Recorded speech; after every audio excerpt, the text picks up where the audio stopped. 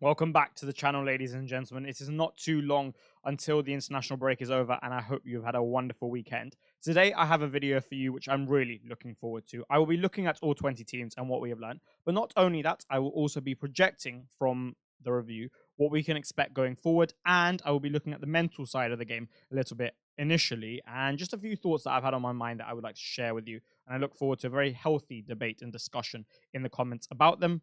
For those of you who are new around here, please do consider subscribing. We've had a very good start to the season, and maybe you can get in on some of that luck. For those of you who aren't, but haven't pressed the button after your hours of watch time, I would really appreciate it. Not much else needs to be said, however, so let's hop into the video. Right, to start off with, I have 7 points which border along the lines of the strategic side of the game and the mental side of the game. We're going to go slightly slower in this section because there are a lot of subtle nuances to cover, and I don't want to forget any of them or say something which is not really aligned with where my thoughts are at, and that can happen with such a delicate topic, right? And I encourage you to read the last line of the slide, that before making these points to you, I've already cross-referenced them with my own game. I'm aware of my own weaknesses, and some of them actually stem from that. For example, the first and fourth ones in particular, those are 2 things which I don't think I've done brilliantly well, hence why I'm bringing them to the table here.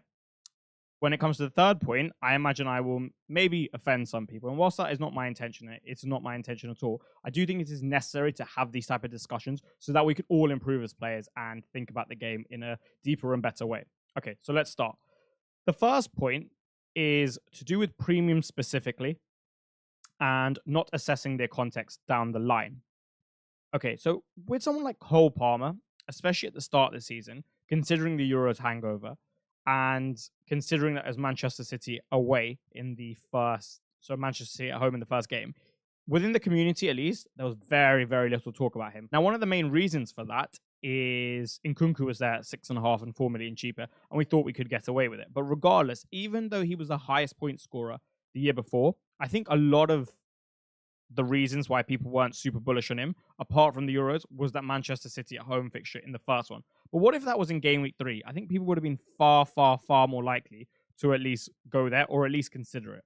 I now look at Salah, right? And you look at his 10 to 12, Brighton at home, Villa at home, Southampton away. From a stylistic perspective, that is fantastic. And Brighton and Southampton are really there for the taking anyway, right? And I wonder if people are essentially looking at premiums in particular with a very, I would say, narrow perspective to an extent, but also with a timeline that's a little bit too short, predominantly because of fear, which is something we're going to touch on. And I would just say to consider, not just with premiums, but with all assets, picking assets out maybe 3-4 weeks in advance that you'd really like to get there. One thing that I found with planning recently, it's very much on this week I'm going to make this move, and this week I'm going to make this move, as opposed to trying to form an optimal team for 3-4 weeks down the line, where there is the most upside. For example, game week 12 without a wildcard, that would be a sensible thing to do, right? Target a bunch of players in that section and set up your team in the short term, maybe slightly suboptimally for these weeks, but you would capture more upside by going there. And I think just planning in a slightly different way, as opposed to week on week on week, before big sets of upsides down the line, and that can specifically be done with the premiums, can be very useful. And I think a lot of that is due to fear. Fear of missing out in the short term and then not knowing if it's going to succeed in the long term. But so that's my first thing. The second thing is more to do with my original theory, not so much original theory, but theory that I've spoken about previously with regards to defenders diminishing in value, and specifically the ones who have chances of attacking returns increasing exponentially in value, given the shift in philosophy for managers within the league. You can see the likes of Nuno are very rare. At Forest, a lot of teams are looking to press high or play more expansively or accept more risk within their game model. And whilst I completely disagree with, not completely, whilst I disagree with it myself, it looks like it's here to stay, at least for this season, or at least in the short to medium term. And as such, when picking your defenders, I really think that you must always be looking at attacking upside. Even if you're picking defenders from one of the better teams, I don't think it's going to be enough just to have defensive output. I think you need attacking output as well, because they'll lose clean sheets in games that they probably shouldn't, just given the volume of opportunities that sides are conceding, but also because of the attacking talent in the league is at an all-time high, and pretty much anyone can score against you, and they have the facilities to do that. Look at Ipswich, right? A newly promoted side. There's enough attacking talent there, especially within that coaching setup, to score against pretty much anyone. And that's why it's been somewhat difficult to keep clean sheets against them. Not many teams have. So that is something to consider, right? Okay, this is probably the most important topic that I wanted to discuss on this slide, and that is Bruno and Riot on Wildcard 6. I touched on it in my Everything You Need to Know video, but I would like to go in a bit more depth here. And again, I imagine this is going to offend at least some people. That's not my intention. My intention is just to consider a different perspective, okay? Because I think it could help all of us. I wonder if it was primarily a fear-based decision to pick these two, because I think what both of these two provide you with is an immense amount of security, but very limited ceilings. I think when you look at Man United now and the volume of chances of creating, given that they're particularly on the lower side for a club like Man United, and then you look at the finishing deficiencies that they've had and had for a while, you look at Ten Hag's game model not really suiting the set of players he has. Less so, well, to an extent, the profiles, more so athletic profiles, but the game model isn't really suiting the players just in general. And for all of those reasons, when picking Bruno Fernandes on Wildcard 6, yes, you have good fixtures. Yes, you have penalties. Yes, you have 90 minutes. And all of those look to produce a good floor, but they do really miss out on a ceiling for all of the reasons I mentioned previously. And I wonder if this was just a slightly safe pick. You knew that you could potentially just trot along with 5-6 points every week and get the occasional haul by getting lucky. But in terms of actually picking a player that has a realistic chance of hauling, but more downside, was it I think more optimal just to go there? And I would argue yes. And it's why on Wildcard 6, I really didn't like a pick such as Bruno Fernandes. For the reasons I've just discussed, I do think it was slightly fear-based. I think Raya is the same, right? Yes, you get more upside when he has difficult fixtures. But when Havertz was right there, right? Or when 4.5 million goalkeepers every single year have proved to be so successful, why not go there? And my thinking is that every year there's a lot of bad 4.5s, but there's one exceptional 4.5, right? And therefore your probability of hitting is smaller. And thus you go Raya where you get, I wouldn't say the middle, you get towards the upper echelons, but you don't get the best, and you're losing a million of value, right? For the rest of your side. And I think to maximize the ceilings in your side, which is the most courageous thing to do, and in my opinion, the most optimal thing to do, would involve not going for Raya.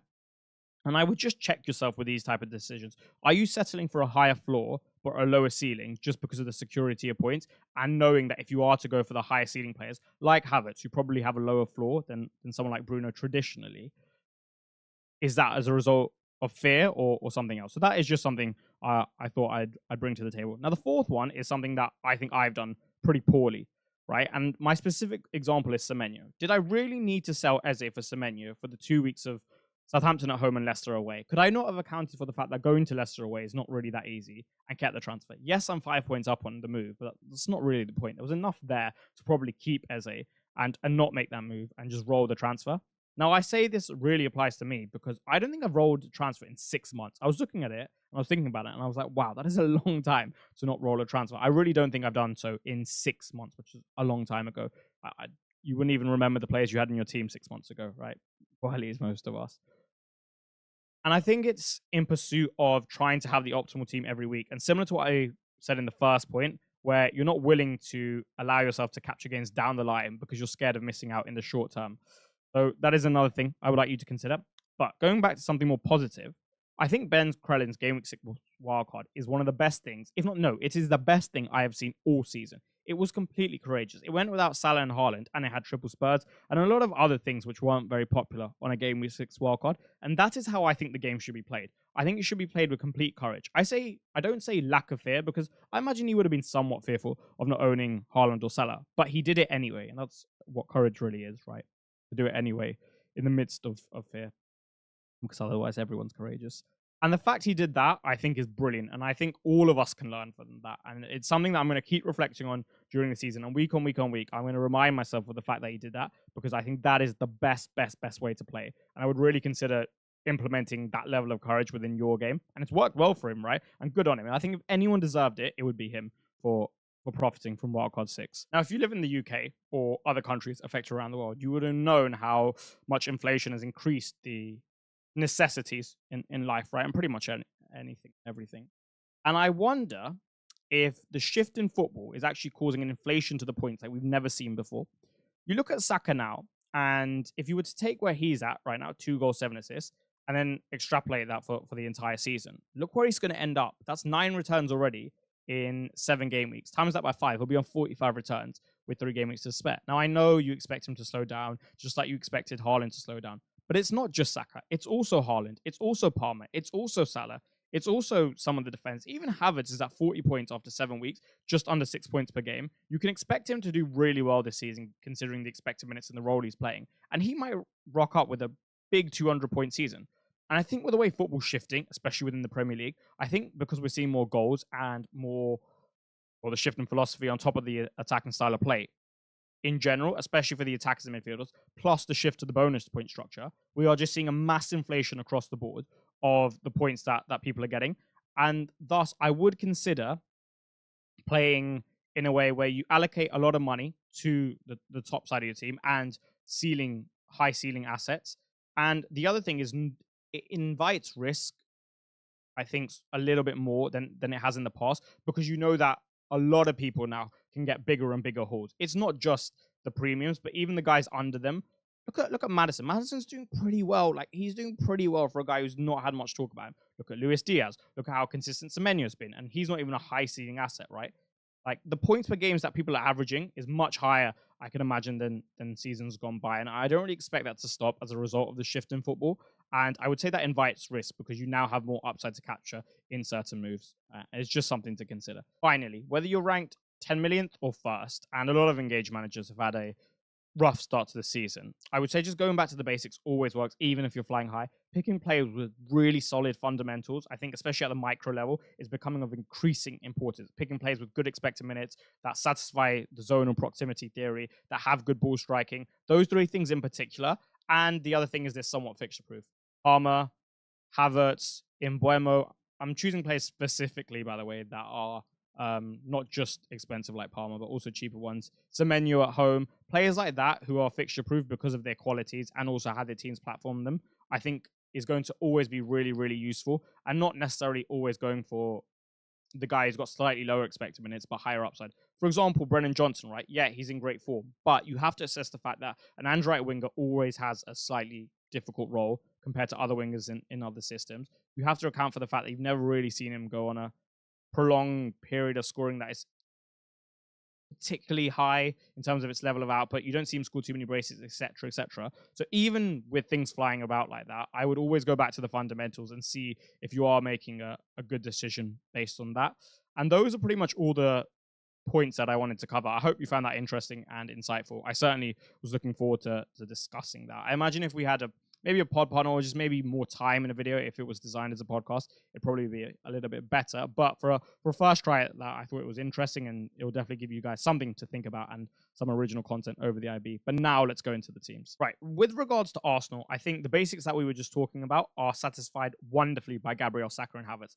Gabriel, the biggest box threat in the league, playing for the best defense in the league, for the best set piece taking team in the league. Saka is at the peak of his powers compared to anything that we've seen at the moment and just looks phenomenal. Havertz satisfies the zonal theory and proximity theory. He's got 90 minutes. He's finishing is, I guess, like, for example, the finish against Southampton was brilliant. So he's got it in the locker. It's just whether he can sustain that over a period.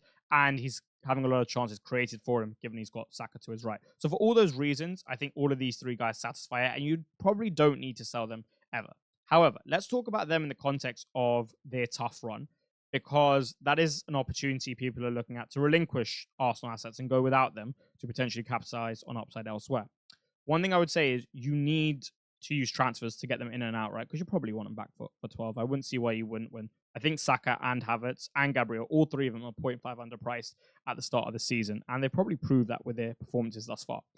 But I don't think the run is actually as bad on paper as it seems to be. I would say Arsenal are a multifaceted side. They have solutions for pretty much everyone. You want to put a low block against them? Well, okay, they've got a magician in Saka that can help break them down. And even if Odegaard was fit, which he's not, they can break you down like that. They are very, very capable of creating numerical superiority through moving one of the defenders inside in terms of the center. They will probably outmuscle pretty much most teams. They're a huge side. So they have a lot of solutions in a lot of different areas. And in the big games, well, they have arguably one of the best big game coaches, especially off the ball in the league. Like, you look at City, for example, there's a clip, right, where in the second half, when they're defending in a 6-3-0, they almost go man-to-man for a little bit of the section high up the pitch, and then they transition into a deep block so well. So they are a very, very difficult side to beat, and score against, especially in those big games. And they're so well coached, right? It's not even just about getting back in, but actually like how they shift themselves as a block and cut passing lanes, which is something that I know they're quite big on, and just minimize space is so impressive. So there's no reason that they can't keep a clean sheet in pretty much any game. Do I expect them to keep a clean sheet against Liverpool when they rock up at the Emirates? No. But Newcastle away, I can see it. I can definitely see it, especially because Newcastle, if Arsenal do block them low and Newcastle don't have a creative profile, which we're going to come on to really, especially in the middle, I think it's going to be difficult for them to break Arsenal down. And really, the biggest threat will come from transition, but I imagine Arteta will mitigate for that. So for all of those reasons, especially with Gabriel's box threat, I think holding him, and from a defensive standpoint, it makes a lot of sense just to keep your Arsenal assets. You can sell Saka and Havertz if you like. I wouldn't advise it, though. I think for those 3 games, the games, especially against Liverpool and Chelsea, they'll be offered enough whereby these 2 are the best ones to profit. Okay. Now, what we saw against City away, I think you have to apply in context. Same with Spurs away and same with Villa away. And I wouldn't be using that too much to project what we're going to see, but more so what we've seen recently since Odegaard's absence. Because we haven't seen Arsenal without Rice and Odegaard before, right? Really, before Spurs away. Villa away was a tough game and the second game in the season. And they were doing really well at 2-1 and obviously Trossard got sent off. So that's how I view the Arsenal assets going forward. In terms of the emergence of 3 differentials, I really like Calafiori because of how he is allowed to wander into midfield. And not even just midfield, but fairly advanced zone, and not just that left half space, but also central areas, and the fact that he's got good ball striking, and the fact that he's a threat from set pieces. So for all of those reasons, I think maybe going for a double Arsenal defense play when the defensive category isn't so strong could be something to consider, especially because they can keep clean sheets in the bigger games for the reasons I discussed. Then you've also got Trossard and Martinelli. I think Sterling will eat into Martinelli's minutes, but there's still some upside to be had there in the short term if you have real conviction.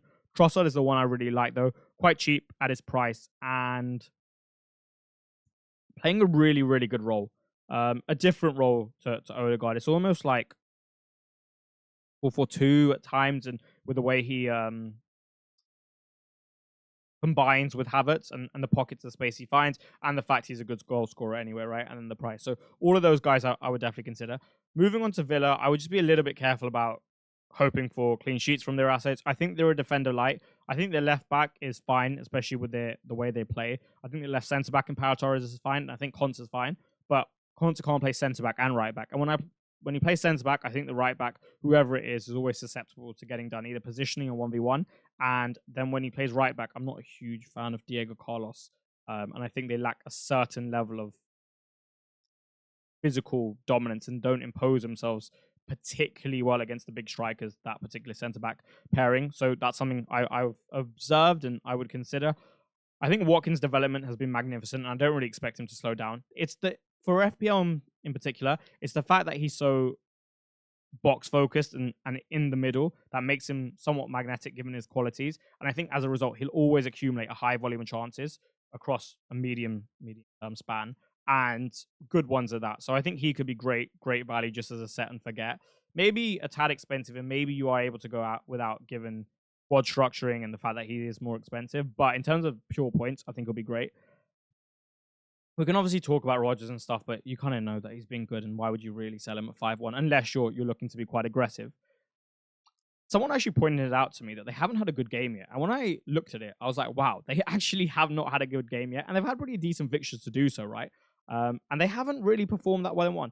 Look, West Ham away, Rodgers played really well, but overall, as a side, they could have been better. And you just go through them, and you won't find a Villa performance that actually was that good. And that's quite scary for the rest of the league, I think. And for those reasons, I think all of their assets could go up one notch, including Rodgers and Watkins in particular.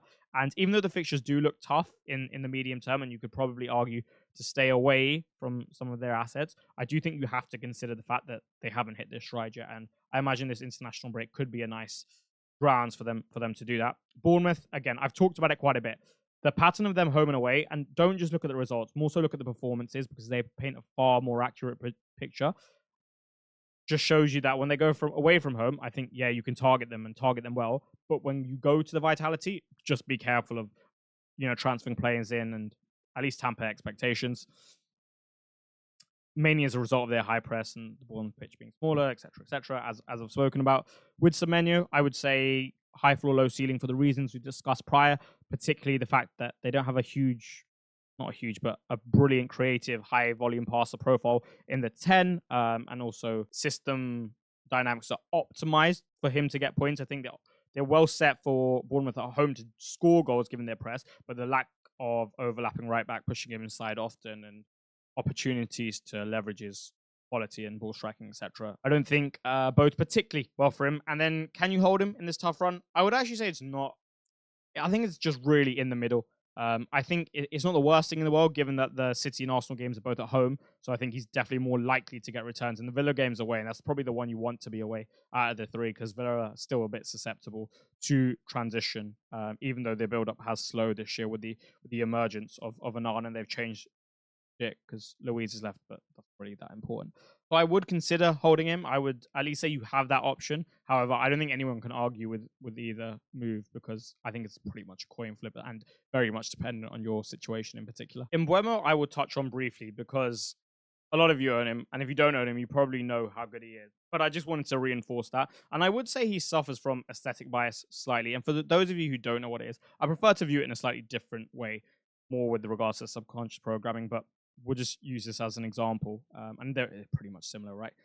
It's essentially the way the player perform actions and how good they look, and just their actual, like how they look as a person, determines to an extent what people see in them and how they perceive them. Similar to real life, I guess. And Mbeumo is only 24 and a very, very, very good footballer. And I think if he was playing for a better side and was probably more attractive in the way he played football, I'm not talking about his physical appearance, then I think people would probably give him more credit and the credit that he deserves. And I would just say, with that run that he's got coming up, which is absolutely brilliant, I don't think Man United away is actually that good for him, but that after that, I think it's great for a prolonged period. If you don't have him, don't just let him fly under the radar because he hasn't really been getting hauls as opposed to 8-9 point returns and thinking, oh, I could go without him. Like, look, I'm someone who's probably going to go without him, right? But that's more so out of force, and I would love to have him. So just make sure you are fully appreciating the asset. I think Collins and Pinnock are pretty decent because Frank is a good coach, and he's a very good coach. I really admire him. But I do think that Brentford is still too susceptible to conceding too many chances in the game, just given their midfield, which is something I've been speaking about for the past 12, 13, 14 months. So when you're going to get an asset from there, I prefer Collins and Pinnock as opposed to Flecken, because both of these guys can generate attacking returns. And then when I say, look how willing they are to press and in midfield, that's kind of what I'm alluding to. Just given the fact that they're going to press high, you are going to get played through at times. And as a result, you're going to concede goals. Brighton, I think this is a really, really interesting spot. I think what we've seen from them so far is Hertzler is a very impressive coach, especially for the attacking side of the game. I really like the build-up patterns. I like the fluidity. I like the responsibility he gives to players. And as a result, they're going to score goals, especially with that level of talent and that level of coaching. And they're going to score goals against pretty much anyone. And I don't imagine many sides stop them and keep clean sheets against them.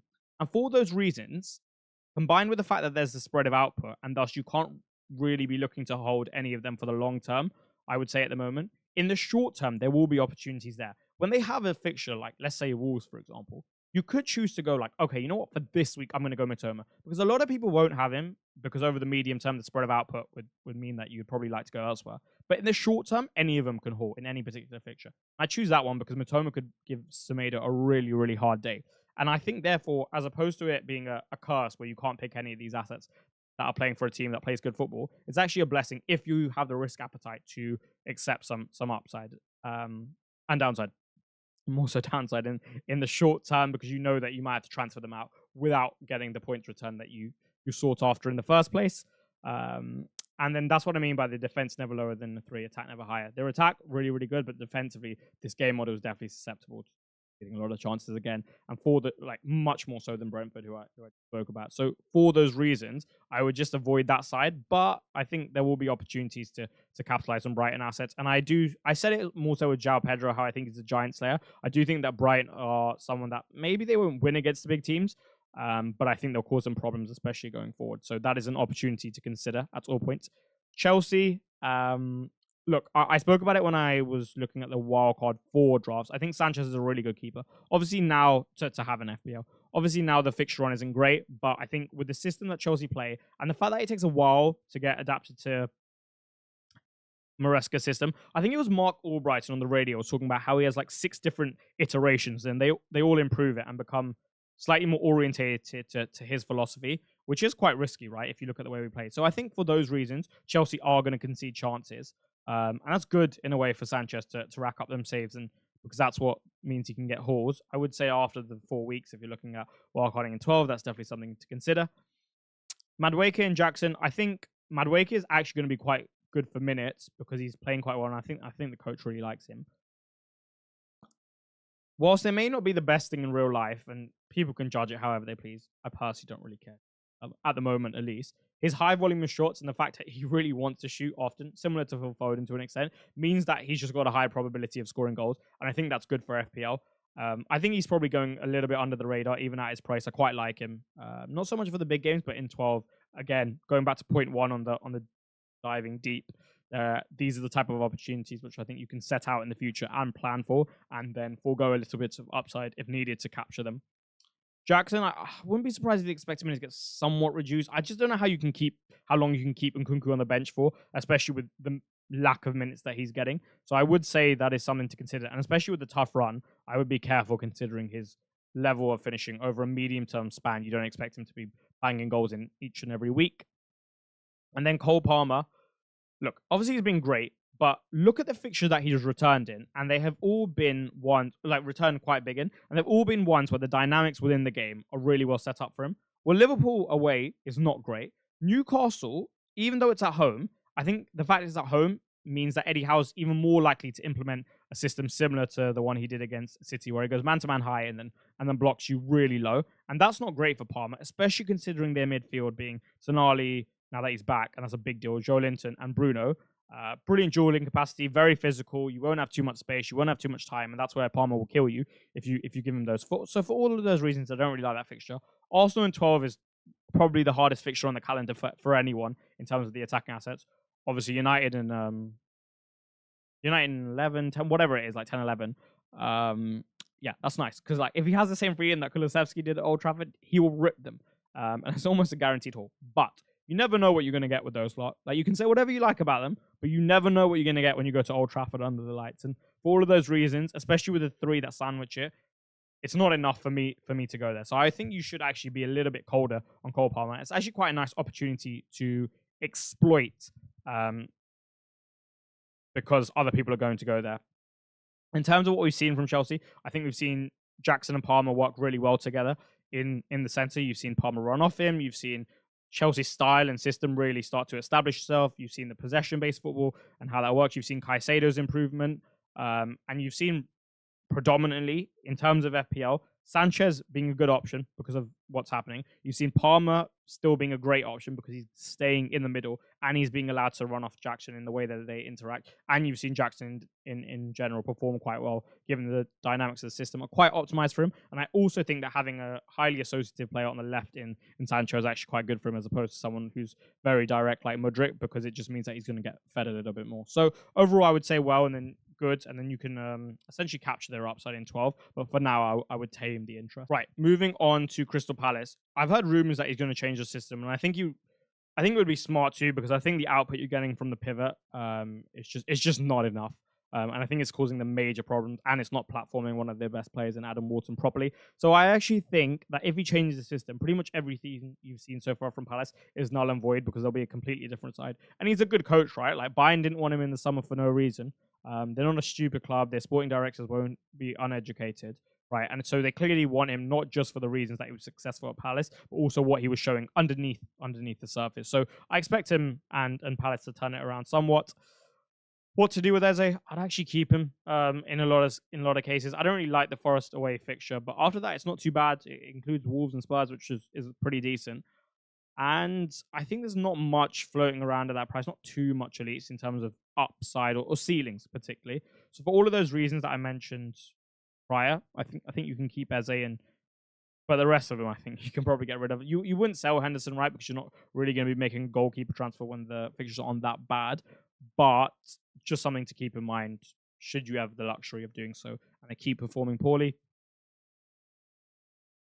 Everton, I mean, you can just see from the FPDR, it's a really nice fixture set. 3 of the next 4 are away, though, which I don't love, and I think that should be taken into account. I say that it should be law that they get it better because they're getting all their injured players back, right? Mikalenko eventually, Branthwaite eventually, and that's going to improve the side for every reason under the sun. McNeil is an option because I think he's gone up in the hierarchy of the responsibility he takes in terms of the attacking on the pitch. And for all of those reasons, and that's something we've seen, right? Not just in one game, but for quite a few of Everton's seasons so far. And for all of those reasons, especially with his quality, I've always liked him as a player, plus set piece responsibility. I think at that price, really, really solid. Pickford and Mikolenko are two assets I really like. And I think what the game against Newcastle showed you is that they still do have that sense of robustness, a sense of compactness, a sense of being difficult to beat and keeping out goals in them. I know that Newcastle missed a penalty and a few chances, but overall it was a fairly lethargic game, I would say, at least in terms of the quality. And when Mikolenko exists at 4-3, when Pickford has that run for that long at 4-8, two assets I really would be considering. And I think they've shown you enough and they've shown you a trajectory now, which you can capitalize on. In the last three games, it's been really interesting for DCL because he could have had at least an assist against Palace, right? I think he slipped Decore in. He had a big chance against Leicester and he had a big chance against Newcastle. So we could be sitting really high and pretty on like 959 points. And this wouldn't even be a discussion. However, none of those were taken. Some his own fault, some not his own fault. For example, the Decore one. And when the run's so good and he has all of the fundamentals now down, similar to Bruno, and he's cheap, right, which is something Bruno doesn't have, it can be difficult to sell. However, I think it's worth it. I think if you go to Ipswich away and we don't really get performance, I think it really is worth it when Matthias Cunha's there at 0.6 more and Chris Wood's there at 0.2 more. I think we've probably not seen the volume of chances accumulated that I would like. And for those reasons, particularly that point, I'd be more willing to sell. Fulham, I'm really impressed by their attacking dynamics. I think you've got the transitional threat of Adama. You've got the absolute quality of Jimenez. We could go on about him for so long, but his link plays, hold-up plays, intelligence, just the technical quality. It's all so impressive, and he's been so good. Then you've got Emil Smith-Rowe in the 10. And for anyone who watched Smith-Rowe break out in that Arsenal season, you'll know he's got the quality. And the fact that he's got a good range of ball striking across a variety of different angles will just mean that he'll get goals from that area. Iwobi's playing really well on the left, and I think Marcus Silva's really happy with his set of performances as well. The fixtures are coming up are really good, and they've displayed a lot so far in this season to suggest that that's not going to slow down. So for all of those reasons, I think getting a piece of their attack for the fixtures coming up, I think they're stylistically they suit Smith Rowe as well, is really smart, and well done to the sporting director because I like the composition of the attacking part of the squad at least so far. Right, now with Ipswich and Leicester, I think they share a similar trait of going to their place isn't that easy, but when they come to you, I think there's a huge disparity in the fixtures. I think they're far more susceptible just to conceding big chances, and the statistics show that, right? Like you look at their home and away performances and results, and there is some disparity there, which backs his claim up. I prefer Ipswich from an attacking standpoint. I think maybe even if they don't have not enough, but as much attacking quality, I really like how they're being coached and what the manager's doing and how versatile he's being. I do prefer Leicester defensively, though. I think Steve Cooper is someone who, in general, is more defensively minded, and I absolutely fine, especially considering he's not coaching the top sides in the league either. And as a result, he's drilling them pretty well. So for those reasons, when you go to Leicester's place, I wouldn't be expecting too many goals. And when you go to Ipswich's place, I wouldn't be expecting too many clean sheets. When they come to you, I think, as you saw with Arsenal, right? It's a lot easier. But then you see Villa go away to them, and they struggled. Spurs struggled for like the second half as well. And so for all of the Bournemouth who are in form and a good side lost as well, and lost in a way where they didn't really produce too much, if anything at all.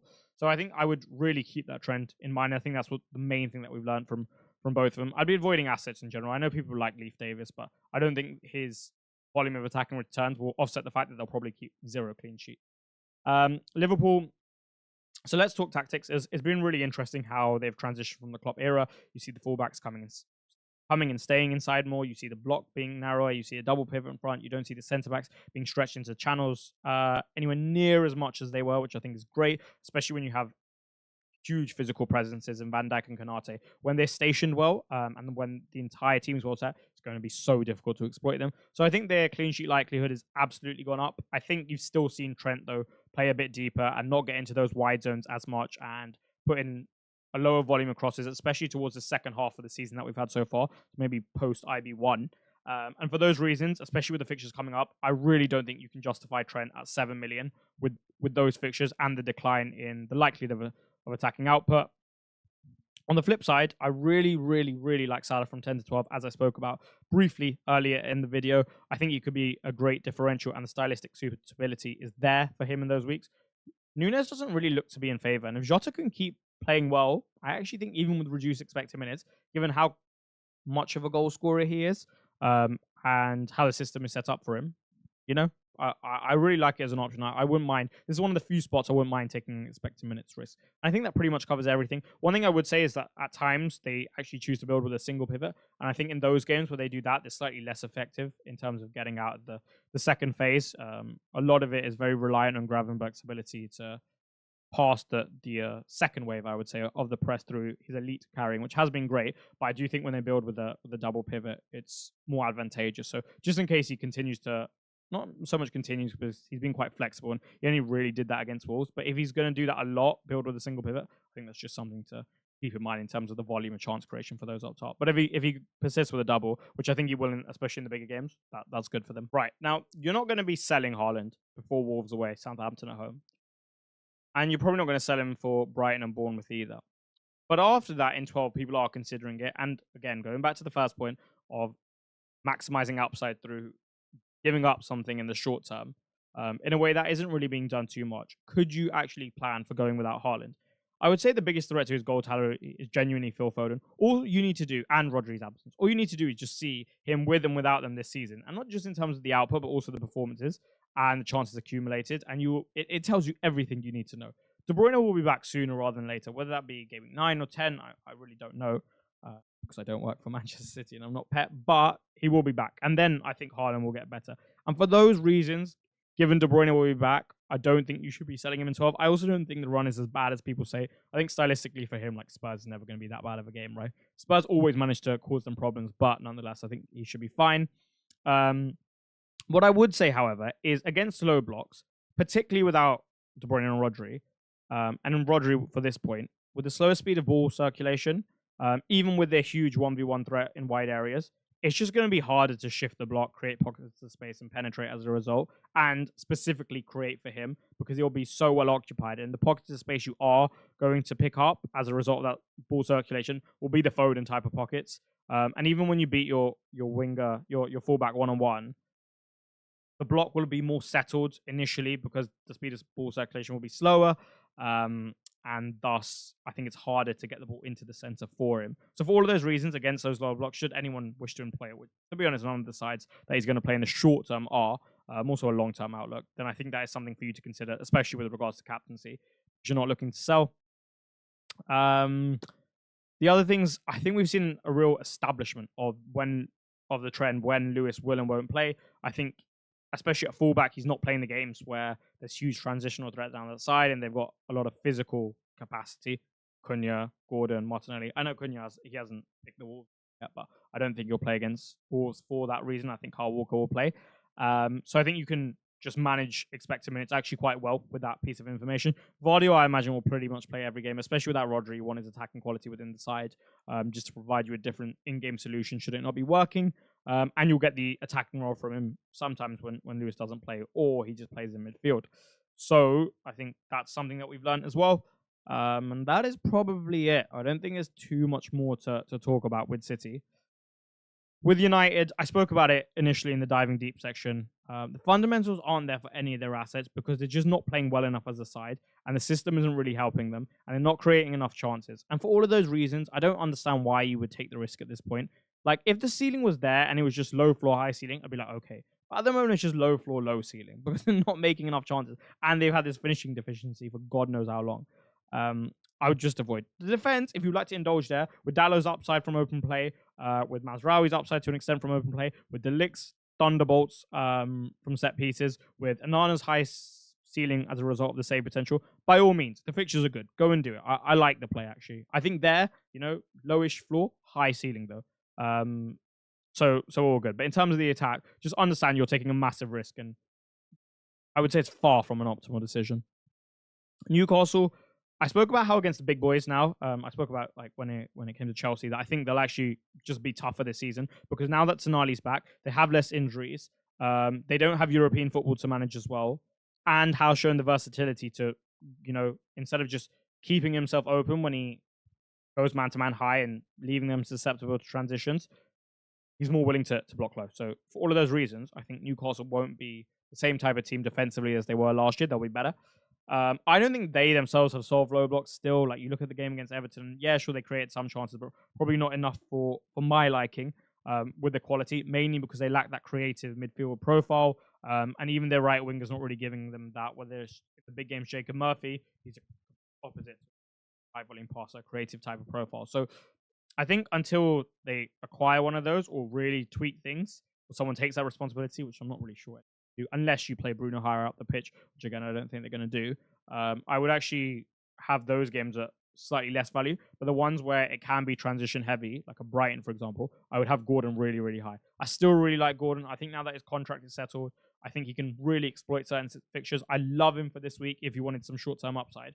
But I would have, similar to Lewis, obviously you don't have to worry about the expected minutes. I think you have a fairly predictable set of fixtures in terms of outcomes to an extent, right? To a sensible extent. And then you can go from there. For example, like Chelsea and on Arsenal afterwards isn't great, but down the line, Gordon is definitely someone to consider, especially at his price. I've waxed lyrical about Nottingham Forest so far this season, and I will do so again very shortly. I'm really impressed by Nuno Espirito Santo's approach and how he hasn't conformed to what most of the group is doing. You know, like, he'll have genuine centre midfield profiles in those like wide spots in this 4-4-2 to increase dueling capacity, to have those engines in midfield, to make it really difficult for the opposition. I think that's great, especially when most people aren't doing it. It's a great way to capture some upside in the actual footballing world. Old school, you could argue. Wood and Sells in particular, I think, are the two that are brilliant value, and Milenkovic, given what he offers you from set pieces and his price. Two assets I really, really would consider. They tick all the boxes in terms of fundamentals, and they are undoubtedly going to pick up points, especially in the short term. The fixtures are good, and they've got 3 at home. So for all of those reasons, I really would be looking at Forest assets, and they've done very well so far, and they've proved the analysis of preseason right, which I'm very happy with, right? And I doubt it's going to change. I think you're just going to see a lot of the same from Forest, and what has come has been good. So yeah, you could see him maybe. I guess in their minds they'll be pushing for a top half finish. With Southampton, it's actually really interesting because their actual squad is genuinely very good, especially for a promoted side. And I do think eventually Russell Martin's going to get it clicking, and they will cause some defensive problems within the league, and you'll see their attack as a unit start to generate some points. I would be careful with playing your defenders against them as a result, or at least tampering expectations, just because there is more quality than it appears at the moment, like Dibbling, Ben Bertrand Diaz, Cameron Archer, Fernandez, that there is genuinely enough there. On the flip side, though, playing your attackers against them, if they are to persist with this style, especially this possession-based style, when you can turn them over high up the pitch, there's going to be points for you to profit on, right? I do think that another thing is that they've got a good goalkeeper in Ramsdale, and that will definitely save them some points throughout the season. And thus, you may find in games where they lock up a little bit, Southampton, you becoming a bit frustrated, because if they have a good keeper, they lock up a bit. They also provide attacking quality, which you have to account for. Maybe you won't accumulate as many chances as you would like, and therefore you could see some frustrating games. And I think that trend will start to emerge sooner rather than later, as Russell Martin has had some time to reflect on the first 2 sets of fixtures before and after the international break. When you look at Spurs, they're probably the most underperforming team in the league at the moment, especially if you look at the statistics. I've been impressed by quite a bit. So, for example, you look at them away at Man United, that was a really, really impressive performance. But then they just have the typical, Spurs DNA, where they'll go and play so well for 45 minutes, and they'll do that against Brighton in the second half. But I guess for FPL, it doesn't matter too much. It does for Porro, especially with his role change, given Kulusevski's occupying those right spaces, and he's so competent in them that you don't need Porro to follow up and go up the pitch, and therefore you can protect yourselves against transitions, which they're so susceptible to, and just counterattacks in general. So for all of those reasons, I have Porro a lot lower down than I did originally. However, the next 4 fixtures I think are really nice for attacking potential, even for him. And given 3 of them are at home, I think he can definitely generate at least 1 clean sheet. Johnson, Kulusevski, and Maddison have all emerged as options. I'm still staying away from Johnson because I think it's hard to be a right winger in a NAN system and consistently score this type of points. I expect some sort of regression. And even if he doesn't, I don't expect him to go past this. And given, therefore, I'll be owning a midfielder without the highest of ceilings, I think it's okay and you can go without. Kulusevski, I know I missed a U there. I just realized. I apologize. I like the fact that he's got 90 minutes. I just think that he lacks the real killer, similar to Maddison in terms of scoring maybe like 15 goals a season as of now. And for those reasons, I would be avoiding these two. On top of the fact that there's a spread of output there. However, if you're willing to accept some risk, I think it's absolutely fine. Solanke, I can imagine only gets better, right? I think he was nursing a little bit of the injury because he did come back pretty quickly as well, and he hasn't maybe looked as sharp as I've seen him at Bournemouth. I think the international break, even though he was away with the England camp, given he won't have had too much intense football, would have been training and he hasn't played many minutes. He will be okay, and he's just getting back up. He'll understand the system better as well, given he's a new arrival. And the next 3 out of the next 4 at home, and the stylistic suitability of them all is high. So I expect him to do well, and I think we've seen enough whereby he's just going to improve. And like I said, there's a huge opportunity in the next 4. And to finish off what will probably be my longest video ever, and it has been long, so I apologize if there's been a little bit of rambling. There's just a lot to get in. I know this has got a bit more text on it, so you can just listen if you please. Initially, they were just way too easy to play through, and you saw the reaction from the fans. And this was something I earmarked in GameWeek 1. When I saw what Rodgers was doing, and I saw the gaps in the midfield, and I saw how susceptible they were to transition, I was like, this is not going to work in the Premier League, especially when teams are at this level. And what I've noticed is the games where the opposition prefers a slower game model, that's actually the games where they do better because they face less transitions, and they can rely and lean more so on their quality, of which there is an abundance in terms of the attacking quality. Spurs and United are both exploitable from an attacking standpoint. However, they also play far quicker game models than others, right? So that's probably like a via media where you have positives and negatives. I do think, however, Lopetegui will tweak the system, and he will at least see the pattern somewhat in terms of what's happened so far, and thus he will tweak things, and they won't be as bad in these faster-paced games. So I think you can expect some resurgence from West Ham, and as a result of Kudus being so good and quite cheap, and the result of Bone being an absolute banker pretty much every season, I would at least consider them if you fancied a very stable asset with a high ceiling for quite a while. Wolves, I mean, look, I've said it all season that if they play like this with this particular game model against these type of sides, they're just going to concede a lot of goals, and they have done. I was at the Brentford game, and one thing I noticed was 1v1 their fullbacks. You can get at them. Like, even when there was a fair bit of distance between Mbeumo and the goal, so he was just a little bit deeper. I always feared a little bit for Aït-Nouri. Mbeumo is one of the better wingers in the league, right? But there are a lot of good wingers in the league. And I think Wolves defensively just really are quite susceptible to conceding quite a few goals. And until they shore it up, I don't think you can really be expecting too many clean sheets from Aït-Nouri, but you can in terms of attacking returns because he's so good going the other way. The other thing is the midfield. They have a similar issue to Brentford where they don't close the space in the midfield, and they're probably not as compact as I would like, but that's a whole other thing. I think Cunha, who I love as a player, is going to be absolutely brilliant value. And from 9, I would be all over him. Penalties, open play threat. He has everything. The guy actually has everything. He's a guy who's ready to move to a Champions League club, in my opinion. Maybe not as a starter, but as a squad player, wow, how useful would he be, right? You want him to play left wing, you want him to play this second striker type of role, you want him to play at 9. He'll do pretty much everything for you, an absolute workhorse of the ball and super physical. So I think he'll pretty much be able to withstand all of the tests thrown at him from sides in GameWeek 9, and I expect him to do really, really well. And that's what I think we've learned from the 20 teams so far. This video was more so about projections as opposed to learnings. I tried to combine them because I thought it was more useful, and thus I hope it helped. And that is all she wrote for probably my longest video ever. I hope you found the information in that useful, and not only useful, but I hope you actually enjoyed the video as well. We'll be back very shortly for some Game Week 8 content, which I'm very much looking forward to as the international break concludes. Enjoy the rest of your weekend or your Monday whenever you are watching this, and I shall see you very soon. Goodbye.